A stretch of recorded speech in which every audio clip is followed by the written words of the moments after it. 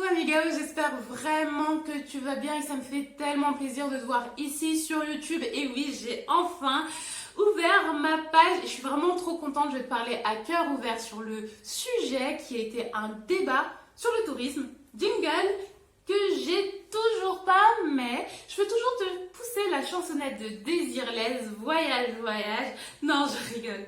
Tu sais, aujourd'hui, on va parler du sondage sur le tourisme que j'avais initié en story Instagram. Mais avant toute chose, et avant de parler de tourisme, je suis tombée sur un chiffre important. 4 Français sur 10 ne vont pas chaque année en vacances, selon l'Observatoire des inégalités. Par manque de moyens, de budget, c'est important de préciser avant qu'on rentre dans le vif du sujet, car on n'a pas du tout cette impression dans une ère où l'on poste nos photos de vacances à tout va sur les réseaux sociaux et où aussi les médias de masse nous montrent l'affluence dans les gares et les aéroports à chaque début de vacances scolaires. Et bien justement, parlons de ceux qui partent chaque année en vacances, avec cet objectif de découverte d'un ailleurs, de toujours plus de sensations émotionnelles. Aujourd'hui, on ne parle pas de Marie et Mario qui partent tout le mois voir leur tati Jocelyne dans le sud de la France.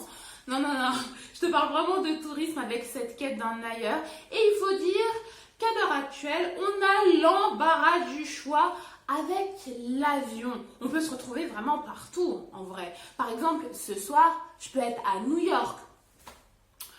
Bon, vu mon budget, je risque plus d'être à New York en matant Sex and the City qu'en m'achetant un billet d'avion entre nous.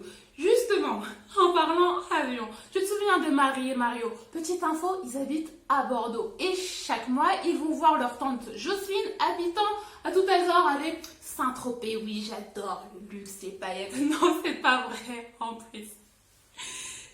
Et du coup, justement, ils ont le choix entre prendre un billet de train ou prendre un billet d'avion entre ces deux villes françaises. Une chose que je trouve quand même incroyable, c'est pas comme si on n'avait pas un excellent réseau ferroviaire français. Mais il faut dire que les vols de courte distance sont une manne économique importante pour les compagnies aériennes, mais d'une grande tristesse pour la Terre avec un grand T. Ouais. Car ces vols génèrent une forte pollution. Par exemple, un trajet en avion est 1500 fois plus important au niveau de la pollution qu'un voyage équivalent en TGV. Donc bon, Bordeaux, Saint-Tropez, train, avion, on privilégie le train. Et oui, maintenant on va parler chiffres, écologie, racisme. On va plus rigoler. Fini les Saint-Tropez, les voyages, tout ça. Non, je rigole. Tu sais, en fait, je pense que c'est important. On peut parler de sujets sensibles et vraiment très difficiles, mais avec une forme super fun et sympa. Et justement, en parlant fun, souviens-toi des stories, j'avais initié 2 thématiques, le tourisme donc humanitaire et le tourisme en Antarctique. Aujourd'hui, on va voir le tourisme humanitaire et vos points de vue étaient tellement différents que c'est super important de les aborder à travers ce débat. À la première question, qui était toute simple, pour ou contre le tourisme humanitaire, alors là, il y a eu une égalité parfaite, du jamais vu, avec à peu près une trentaine de votes. Je te propose qu'on voit ensemble tous les arguments des personnes ayant d'abord répondu pour. J'avais mis, tu sais, une petite boîte à questions en story et j'ai également reçu des messages directement. On commence par ce retour qui, je trouve, résume très bien l'avis des personnes qui sont pour le tourisme humanitaire, qui pensent que tant que le projet est utile sur le long terme, comme la création d'une école ou la construction d'un puits, et que le projet ne crée pas de dépendance aux associations, comme la distribution de nourriture par exemple, et ben en soi le tourisme humanitaire peut être positif. Alors oui, dans ce type de tourisme, il y a cet aspect d'aide pour les populations locales, souvent des pays dits du tiers-monde. Cette forme de tourisme répond à un besoin grandissant d'engagement. Le fait de s'ouvrir au monde, de partager et surtout de se rendre utile. Pour les personnes qui sont pour, elles opposent par exemple le tourisme humanitaire avec le tourisme de masse qui selon elles est égoïste car détruit les coutumes locales et l'environnement l'environnement sans que les retombées économiques ne bénéficient réellement aux populations visitées.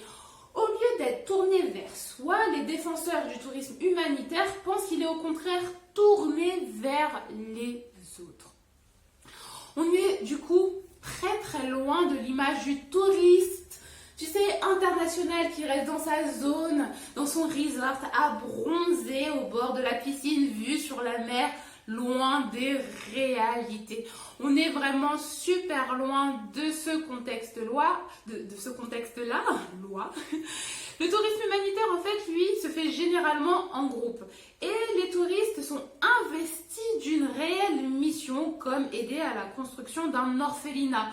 D'ailleurs, l'émission Rendez-vous en terre inconnue, où une personnalité médiatique se retrouve à vivre quelques jours parmi une population reculée et menacée par la mondialisation, est exactement du tourisme humanitaire, en vrai.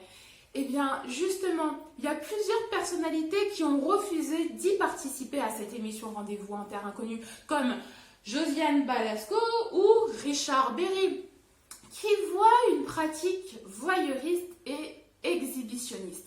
C'est aussi une idée qui est partagée par certaines et certains d'entre nous qui sont contre le tourisme humanitaire. Tu te souviens, c'est quand même 50%, ce n'est pas rien. Du coup, on va voir les points de vue, les arguments de ceux qui sont contre le tourisme humanitaire. Et le principal, c'est le syndrome dit du sauveur blanc occidental qui va venir sur son cheval blanc pour aider les populations pauvres du tiers-monde qui l'ont tant espéré en rêve. Non, je rigole. Non, en fait, on peut se demander si la démarche du tourisme humanitaire est sincère, altruiste et vraiment désintéressée, car comme les retours des personnes sur mon Insta qui sont contre, de nombreuses associations ont tiré la sonnette d'alarme.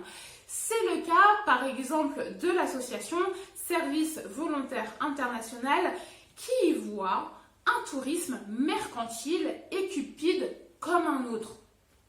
Sauf qu'il y a de l'hypocrisie derrière. Elle dit même à quoi servent ces milliers d'euros payés par les volontaires à créer du profit pour une poignée de personnes et c'est tout. En fait, l'association a cette vision du tourisme humanitaire car la plupart du temps, aucun argent ne revient au pays visité et encore moins aux populations locales. Car ces agences de voyage du tourisme humanitaire s'y enregistrent en tant qu'ONG pour ne pas payer d'impôts. Du coup, on est clairement dans une stratégie d'optimisation, voire d'évasion fiscale. Et oui, là je suis en mode lanceuse d'alerte. Élise Lucet, tiens-toi prête. Non, je rigole. Alors, c'est une idée qui est corroborée par le quotidien suisse Le Temps, un journal qui précise que le secteur des voyages humanitaires enregistre le plus fort potentiel de croissance dans l'industrie, avec des marges de profit évaluées entre 30 et 40% du prix. Par exemple, si ton voyage humanitaire coûte 2000 €, entre 600 et 800 sont du pur profit. Un bon filon donc, qui pèserait chaque année plus de 2 milliards d'euros avec un coût moyen de séjour à 2700 €. 2700 €. Mais attends, si je me lance dans ce business, je pourrais payer finalement ce billet pour New York. J'organise des voyages humanitaires et moi, je me bats à Broadway. Tu sais, ce petit exemple montre que même si les touristes peuvent avoir de bonnes intentions, les agences de voyage, elles, sont rarement philanthropiques, même si dans le discours, tout montre le contraire. Marketing, bonjour. Avant que je te donne mon avis perso sur ce débat, des personnes m'ont écrit en story Insta en me disant que certains touristes optent pour cette option pour pouvoir se racheter une conscience, surtout à l'ère des réseaux sociaux et pour les likes. On voit beaucoup de personnes médiatisées, dans la vraie vie ou pas, aller dans les pays du tiers-monde avec un arsenal d'outils photos, vidéos pour immortaliser les quelques jours passés dans un orphelinat. On vous voit. Par exemple, Beyoncé, que j'adore en tant qu'artiste, qui, lors d'un séjour humanitaire en Haïti, a fait toute une campagne de communication. Je me suis démarche était totalement sincère et venait réellement du cœur, on n'avait pas besoin d'en faire des tonnes niveau communication. Le principe un peu du bien agir sans le dire. Cette même réflexion mène à mon avis personnel dans ce débat. Je pense sincèrement déjà que la plupart des touristes humanitaires sont honnêtes dans leur démarche d'entraide et n'ont pas conscience que ce type de tourisme est une manne financière énorme et encore moins conscience que c'est une phase émergée des vestiges du colonialisme où les anciens colons s'imposaient pour sauver les sauvages africains et asiatiques. Un mépris occidental qu'on retrouve aujourd'hui dans une forme moins explicite envers les pays non occidentaux qui sont souvent des anciennes colonies européennes. Ce mépris, on le retrouve d'ailleurs dans d'autres domaines, comme l'art. On en avait parlé d'ailleurs sur mon Instagram avec le néocolonialisme. Mais je reste intimement persuadée que la plupart des touristes humanitaires ne se rendent pas compte de ces aspects et suivent en fait le tourbillon de notre société capitaliste et libérale qui prône les voyages exotiques à l'autre bout du monde et depuis peu les voyages qui font bien sur notre CV de vie comme « Ah mais oui, c'est une bonne personne parce qu'elle a construit une école au Burundi, tu vois ». Mais on le sait, se déconstruire ce n'est pas simple. Et si on le souhaite, chacune et chacun a son propre rythme pour avoir cet œil critique sur ce qui nous entoure, tout en voyant la poésie également qui est autour de nous. Car oui, amigao, c'est quand même chouette de se reposer, de partir en vacances.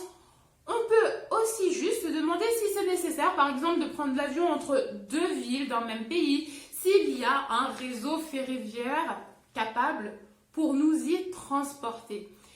Ou si vraiment on a cœur à l'entraide, au partage et à se rendre utile, pourquoi ne pas commencer dans nos quotidiens avec des associations de proximité dans notre ville d'habitation, comme les associations d'aide aux devoirs pour les enfants précaires ou de distribution de biens de première nécessité à travers des associations locales.